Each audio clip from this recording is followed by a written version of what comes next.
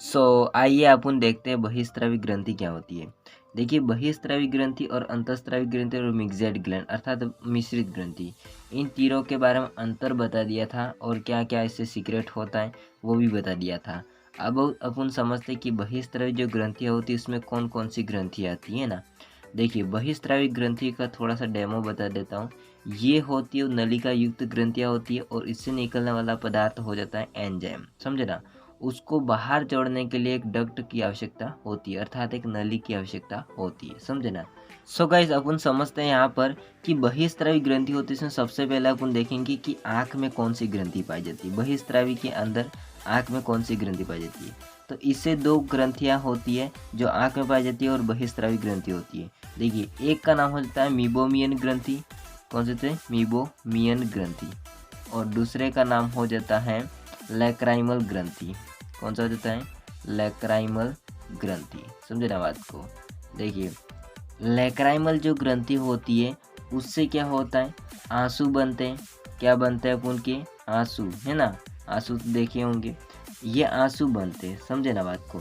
तो लैक्राइमल ग्रंथि होती है वो आंसू बनाने का काम करती है। अपन इसको इंग्लिश में कहते हैं टीयर, है ना। टीयर बनाने का काम कौन करती है, लैक्राइमल।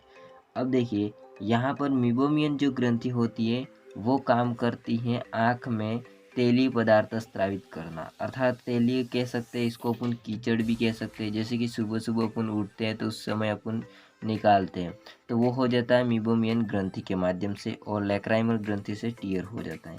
अब इन दोनों में क्या हो जाता है, देखिए इसमें तो ना अपन का खून आता है और इसमें भी नहीं खून आता है, अर्थात आँख में जो ग्रंथि पाई जाती है वो एक डक्ट के माध्यम से इसमें पदार्थ को छोड़ती है, जो कि बहिस्रावी ग्रंथियों के अंतर्गत आती है। कौन सी, मीबोमियन और लैक्राइमल ग्रंथि। सेकेंड अपन समझते हैं कान में ग्रंथि। देखिए कान होता उसमें एक ग्रंथि पाई जाती है जिसका नाम हो जाता है सीरुमेन ग्रंथि। क्या हो जाता है, सीरुमेन ग्रंथि। देखिए सीरुमेन ग्रंथि जो होती है वो कान में पाई जाती है। अब आप सोच सकते हैं कान में अपन कौन सा पदार्थ सीक्रेट करेगी, तो मोम सीक्रेट करेगी, है ना, जो कि चिपचिपा पदार्थ होता है। अब कान में सीरुमेन ग्रंथि होती है वो मोम को सीक्रेट करेगी, तो एक डक्ट के माध्यम से अपन देखेंगे मध्य कर्ण जो पाया जाता है उसमें छोड़ा जाता है ना। ये क्या करता है, सुरक्षा का काम करता है, धूल के कण को वहाँ पर चिपकाने का काम करता है ना। तो सेफ्टी प्रदान करता है, ये मोम होता है वो सीरुमेन ग्रंथि से निकलता है। और सीरुमेन ग्रंथि एक टाइप की अपन बहिस्रावी ग्रंथि हो जाती है। अब अपन समझते हैं तीसरी, किसमें देखेंगे अपन, त्वचा में। देखिए त्वचा में अपन समझते हैं तीसरी प्रकार की ग्रंथियाँ, जिसमें दो ग्रंथि आती है। एक का नाम हो जाता है स्वेद ग्रंथि, एक का नाम हो क्या हो जाता है, स्वेद ग्रंथि, और दूसरे का नाम हो जाता है सीबेसियस ग्रंथि, सीबेसियस ग्रंथि।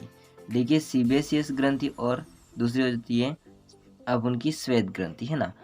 अब यहाँ पर त्वचा में ये दोनों पाई जाती है। स्वेद के नाम से अपन को क्लियर है ना। देखिए स्वेद होता है वो काम करती है पसीने का निर्माण करने का, किसका, पसीने का निर्माण करने का काम करती है, स्वेद ग्रंथि होती है, पसीना जो आता है वो। सीबेसियस जो ग्रंथि होती है वो तेली पदार्थ स्रावित करती है। ये तेली पदार्थ क्या करता है, त्वचा को चिकना चिकना बनाए रखता है ना। चिकनी चिकनी कमर वाला सॉन्ग जो है पता कर सकते हैं। तो यहाँ पर सीबेसियस जो ग्रंथि होती है वो तेली पदार्थ स्रावित करती है जो कि त्वचा को चिकना बनाए रखने का काम करती है, और स्वेद ग्रंथि जो होती है पसीने का निर्माण करती है। ये दोनों ग्रंथियाँ त्वचा के अंदर पाई जाती है। अब एक नली के माध्यम से उनका निकलेगा तेली पदार्थ, और पसीना भी एक नली के माध्यम से, उससे खून नहीं आता है, अर्थात उससे एंजाइम सीक्रेट होते हैं, है ना। अर्थात वो कैसे होंगे, नलिका युक्त ग्रंथियाँ, और नलिका युक्त ग्रंथियाँ अपन की बहिस्रावी ग्रंथियाँ, समझे ना बात को। अब अपन समझेंगे चौथी, पाचन में सहायक। देखिए पाचन में अपन समझेंगे, पहली हो जाती है अपन की लार ग्रंथि। देखिए लार ग्रंथि हालांकि 3 टाइप की हो सकती है, सब लैंग्युअल, सब मैंडिबुलर्स और पैरोटिड ग्रंथि। हालांकि मैं इसको नहीं लिख रहा हूँ। देखिए लार ग्रंथि जो होती है वो उसका काम ही होता है लार को स्रावित करना, है ना। और लार में बहुत सारे एंजाइम भी होते हैं जो कि अपन पाचन तंत्र में पढ़ेंगे। यहाँ पर समझिए लार ग्रंथि होती है एक टाइप की अपन की बहिस्रावी ग्रंथि हो जाती है, जिससे लार सीक्रेट होते हैं। इसके अलावा हो जाता है पाचन में दूसरी हो जाती है गैस्ट्रिक, जिसको अपन इंग्लिश में कहते हैं गैस्ट्रिक ग्लैंड और हिंदी में कहते हैं जठर ग्रंथि। क्या कह सकते हैं, जठर ग्रंथि। इससे क्या होता है, जठर रस निकलता है, और ये भी पाचन में सहायक होता है जठरस, और जठरस में बहुत सारे एंजाइम भी होते हैं, जैसे कि आपने सुना होगा पेप्सिन है, रेनिन है, इस टाइप के जो एंजाइम होते हैं वो इस जठरस में पाए जाते हैं।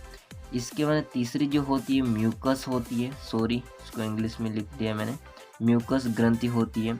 म्यूकस जो ग्रंथि होती है उससे म्यूकस पदार्थ स्त्रावित होता है, इससे म्यूकस स्त्रावित होता है।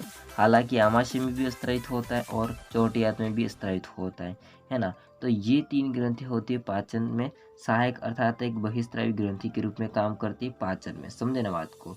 अब अपन समझते हैं लास्ट एंड फाइनल 5 प्रकार की जो ग्रंथि है वो है लीवर। लीवर तो आप जानते ही होंगे, जिसको अपन हिंदी में कहते हैं यकृत ग्रंथि, है ना। भाई साहब इसका बहुत सारा रोल होता है। देखिए इससे बहुत सारे पदार्थ सीक्रेट होते हैं, जैसे कि अपन मांस के देखिए तो हिपेरिन भी इससे स्रावित होता है। इसके बाद हो जाता है फाइब्रिनोजन भी इससे स्रावित होता है, फाइब्रिनोजन, है ना। इसके बाद हो जाता है प्रोथ्रोम्बिन भी इससे स्रावित होता है, प्रोथ्रोम्बिन भी इससे स्रावित होता है। और इससे क्या होता है आरबीसी का निर्माण भी होता है, लेकिन कब निर्माण होता है भ्रूण अवस्था में ना। जब भ्रूण का होता है ना भ्रूण, उसका आरबीसी कहाँ बनता है, लीवर में बनता है, समझे ना। इसके अलावा बिलुरुबिन, बिलुवर्डिन ये वर्णक भी स्रावित होते हैं इससे। सो गाइज यहाँ पर अपन का देखेंगे तो यूरिया का निर्माण भी होता है, अमोनिया का भी होता है ना, अमोनिया का भी होता है। साथ में क्या होता है यहाँ पर जो ग्लूकोज होता है वो ग्लाइकोजन के रूप में इकट्ठा रहता है। किसके रूप में इकट्ठा रहता है, ग्लाइकोजन के रूप में। सॉरी यहाँ पर मैंने लिख नहीं रहा हूँ, अच्छी तरह से समझ जाना।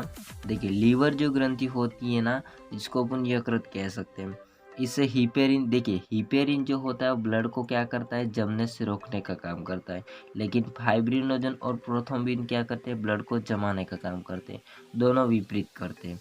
अभी देखिए आरबीसी अपन का बोन मैरो बनते अर्थात अस्थि मज्जा में बनता है, लेकिन भ्रूण अवस्था जब होती है तब यह आरबीसी होता है वो लीवर यानी कि यकृत में बनता है।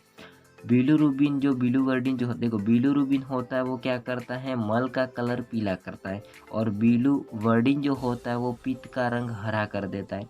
यहाँ पर समझे यूरिया है अपन का उत्सर्जी पदार्थ, अमोनिया भी उत्सर्जी पदार्थ होता है। इसके साथ ग्लूकोज जो होता है वो एक्स्ट्रा बच जाता है, उसको ग्लाइकोजन में कन्वर्ट कर दिया जाता है। ये सारा लीवर काम करती है, समझे ना बात को। लीवर की एक खास बात है कि लीवर जो होता है बहिस्त्रावी ग्रंथियों में एक सबसे बड़ी ग्रंथि होती है। तो समझ गए।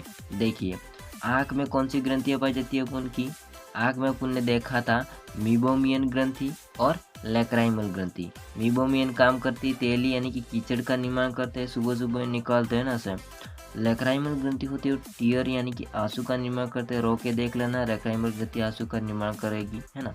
साथ में अपन कान में देखते हैं तो सीरुमेन ग्रंथि होती है, मोम का स्त्राव करती है। इसके अंदर त्वचा में अपन देखेंगे 2 टाइप की ग्रंथि होगी, श्वेत ग्रंथि और सीबेसियस ग्रंथि। देखिए श्वेत होती है पसीने का निर्माण करती है, सीबेसियस होते तेली पदार्थ का स्त्राव करती है जो त्वचा को चिकना बनाती है, और ये पसीना वगैरह टेम्परेचर को मेंटेन करने का काम करती है। इसके अलावा अपन बात करते हैं पाचन में, तो देखिए लार ग्रंथि होती है, जठर ग्रंथि और म्यूकस ग्रंथि। लार से लार स्त्रावित होते हैं, उससे बहुत सारे एंजाइम भी निकलते हैं, बहुत सारे तो नहीं निकलते लेकिन हालांकि पाचन के लिए सहायक एंजाइम निकलते हैं। जठर ग्रंथि होती है, उससे जठर रस होता है, उसमें एंजाइम होते हैं। म्यूकस ग्रंथि होती है, म्यूकस स्त्रावित होता है, ये भी एक टाइप का क्षारीय पदार्थ होता है।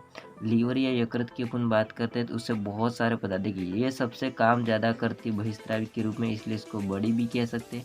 और आई होप को यह सारा समझ में आया होगा बहिस्त्रावी ग्रंथियाँ कौन कौन सी है। हालांकि स्क्रीनशॉट लेना चाहते हैं ले सकते हैं। आगे मिलते हैं नेक्स्ट वीडियो में, तब तक के लिए बाय, जय हिंद, वंदे मातरम।